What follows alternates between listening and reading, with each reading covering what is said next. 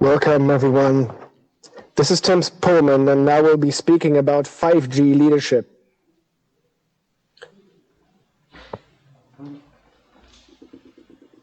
About myself, I am the founder and the CEO of LexisNexis IPlytics, a company that has been last year acquired by LexisNexis intellectual property. I'm a PhD in economics by background, one of the IM Strategist 300 for the past 5 years.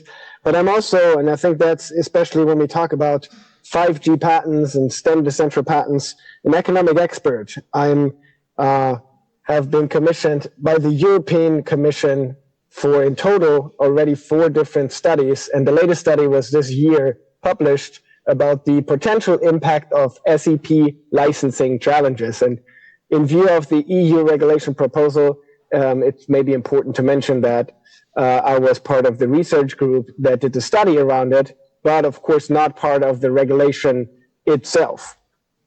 That said, today I want to talk about more on data around 5G. To start with, I think it's important to understand where the future of connectivity is going. And technologies like 5G, but also other connectivity standards like Wi-Fi, video codec, Bluetooth, RFID, NFC, all of these standards connect our world. And that goes beyond smartphones and computers. We know that the car, even today already, is fully connected. Cars, you can open your car with your smartphone. Within your car, you can charge your smartphone with the Qi standard. It's a wireless standard. You have audio and video infotainment in your car. And then cars are connected to roadsides, to traffic lights. They are connected to other cars, to exchanging information. If you're driving an electrical vehicle, you can even check for the next charging station, and the charging station is sending you a signal if it's available or not. So everything in a car today even is connected. And that actually is also true for other industries. We have smart industries and smart factories where machines communicate with each other, where we have robots that are fully connected, that are, manufacturing in the sites. We have smart energy and smart metering. We have smart healthcare, where healthcare devices are connected. And we have, of course, something that we all experience at home. We connect our phone to the TV. The TV is connected to the internet. With our phone, we can regulate the heater, the air conditioning, the security cameras. Everything is also connected at home today. So standards that connect everything are of increasing importance because they are integrated in every industry. And why is 5G going to change things? 5G is not only about faster internet.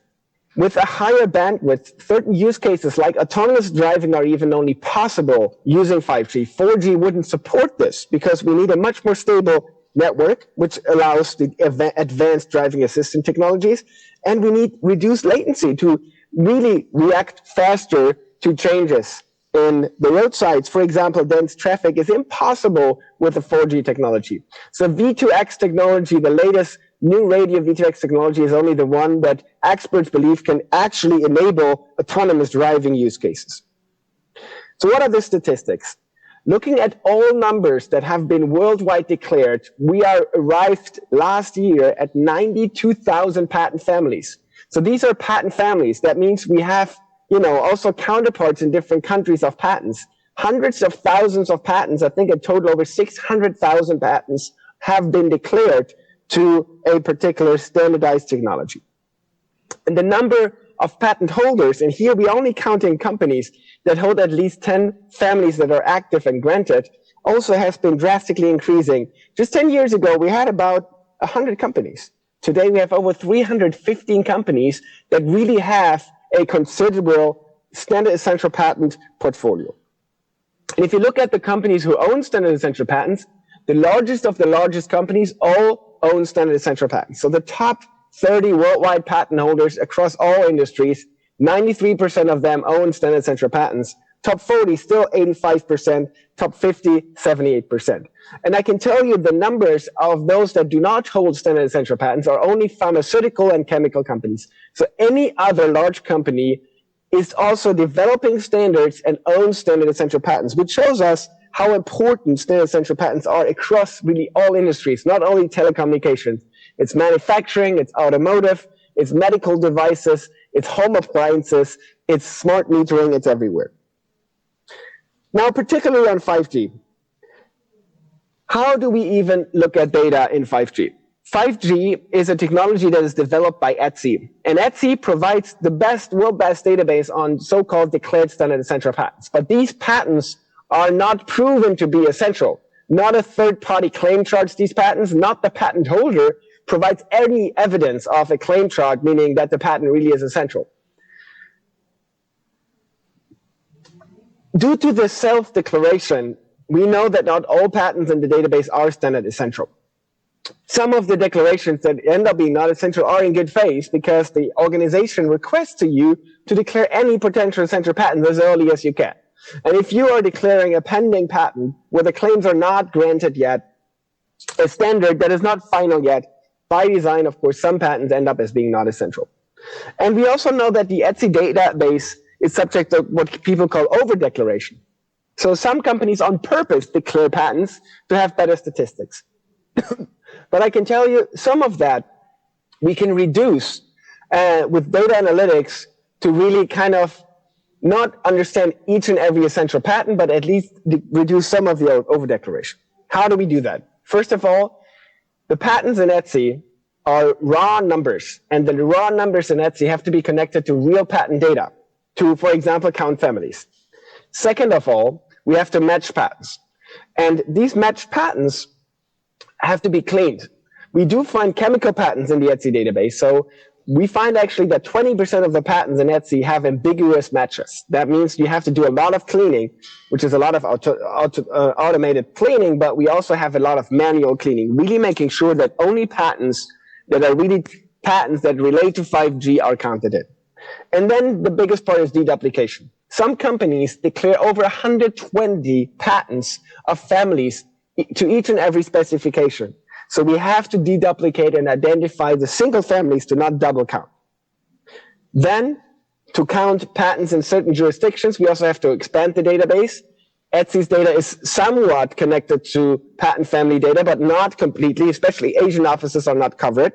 So it's important to really access every counterpart.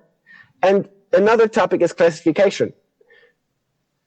Patents are not declared to 5G. Patents are declared to technical specification numbers. And we have two databases from ETSI and 3GPP that define which of these technical specification numbers are 5G, which also depends on the version of the specification and the release.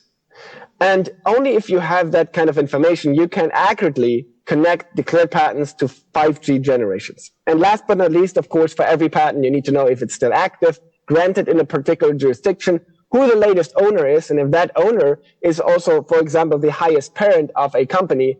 So ownership information has to be added to make accurate analysis. And we're really connecting the world of 120 million patents to over almost 600,000 declared patent essentials and standards information, so that we really are able to connect the world of patents and standards. And that's how it looks like. Basically, in a declaration, you only get a patent number, and you connect all the patent information to it, and you get a TS number, and you connect all the TS number to it. Looking at 5G now statistics, we have a bit of lower numbers compared to the overall declared patents. But still, when 5G started in 2015, we had only 32 patent owners, and now we have 131 that have at least 2 granted patents. However, the top 10 companies own most of these patents, but the ownership and the concentration of the ownership of the top 10 has been decreasing. While in 2019, 84% of all declared 5G patents were owned by only 10 companies. Today, it's only 76%. And the number and the long tail of patent owners of 5G patents has been increasing ever since. If you look at the rank, we have different rankings of companies depending on counting. We can count families that have been granted in major jurisdictions, for example, US and Europe, and then we have a rank, as you can see here in the first column. Also, we have a ranking where we identify some value indicators, like the Patent Asset Index, which is a combination of forward citations normalized and self-declarations subtracted from it, and the family size. which again creates another ranking. And last but not least, we also look at the contributions, but only the technical contributions made to 5G that we can count for the different companies that have to be considered. And depending what you use, you have different rankings and technology ranks that you can look at. Another thing you can do with the data, you can look at shares of pools. Just recently, Avanti's 5G automotive pool got launched, and we can calculate, at least from the declared patents, the share. Looking only at families, we arrive at 80%. Also considering the patent asset index, we end up at as high as 85%. So you can see, depending on which counting method you use, you end up with different shares and numbers. But, you know, the data is still important to look at to understand and get a grasp of the different portfolios, the rankings, and the shares of pools. And one thing to remember, 5G is subject to a lot more patents than earlier generations 3G or 4G. So it's actually more than double the number of 4G and 3G patents that we see for 5G. And we look at standards contributions even more. We arrived at almost 1 million contributions. So it just shows how complex 5G is. And that makes, again, sense that we have so many more patents here. Interestingly, is also to look at where the companies that own 5G patents came from. Of course, as expected, an increasing share from China, but not to be underestimated, the Korean share, increasing ever since 2018 to over 30%. A little bit decreasing now, but still Korean companies have one of the highest shares of 5G declared patent families. Looking at the number of companies, not of the share of the patent, but the pure number of owners, like unique owners. Interestingly, the US is leading, followed by China, and then Korea and Europe. So that's also another interesting number. Many of those companies that declare just a few 5G patents are typically licensees, meaning those that actually use 5G and implement it. Now let's talk about licensing and litigation.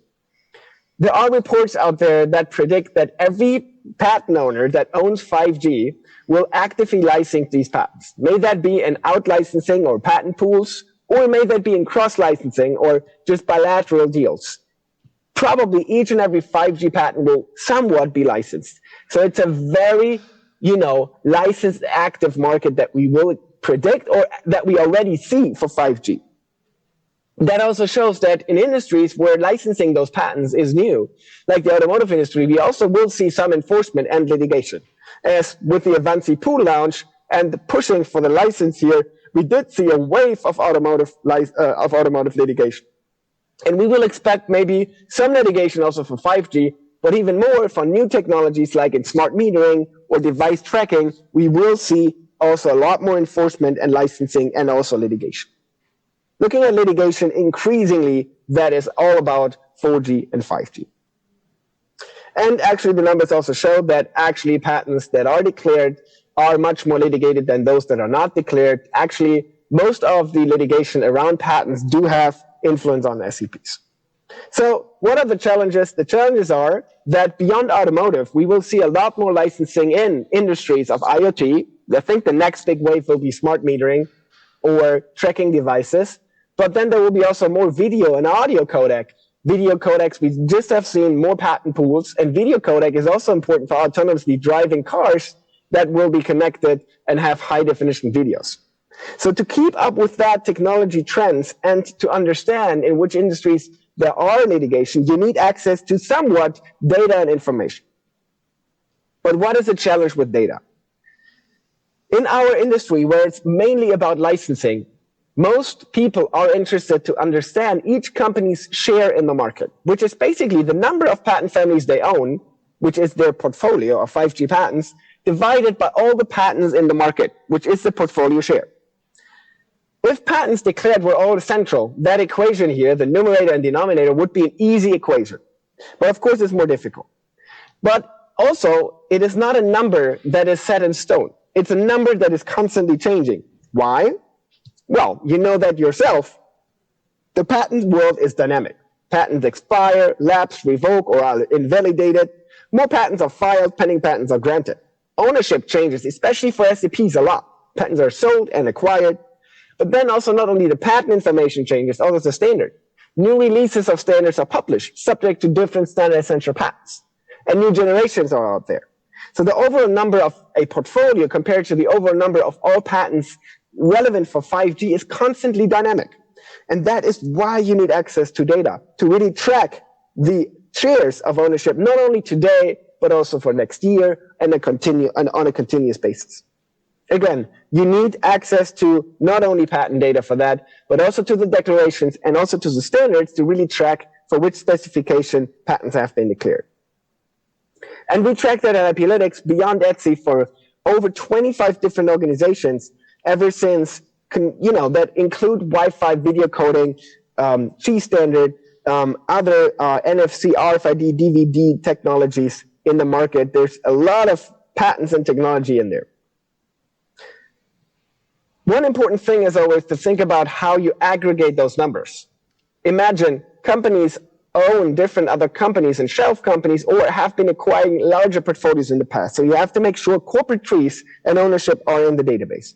Second of all, patents are declared across technology generations. So one patent may be declared to 4G and then later also 5G generations. So counting patents across generations, you always need to understand how to not double count. And that is super complex if you think about technical specifications. Only 5G has over 1,500 technical specifications that we have to consider.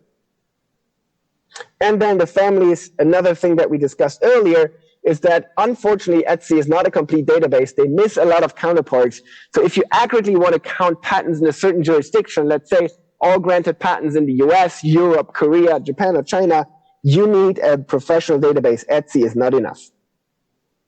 One complexity that goes beyond 5G is that 5G SEPs are sometimes also subject to use cases. Put in different words, not every 5G patent is essential for every use case. Let's think about, for example, a declaration here where we have different technical specification, not only the version, but also the section.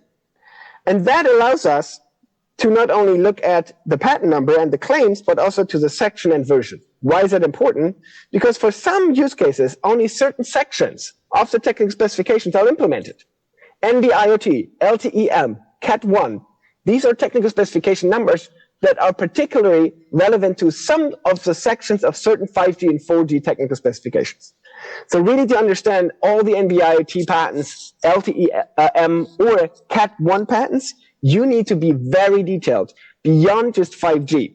And that is a very important learning point. And the same is true for V2X, right? V2X is a technology developed across 4G and 5G, and only particular technical specifications and particular sections of these technical specifications are relevant.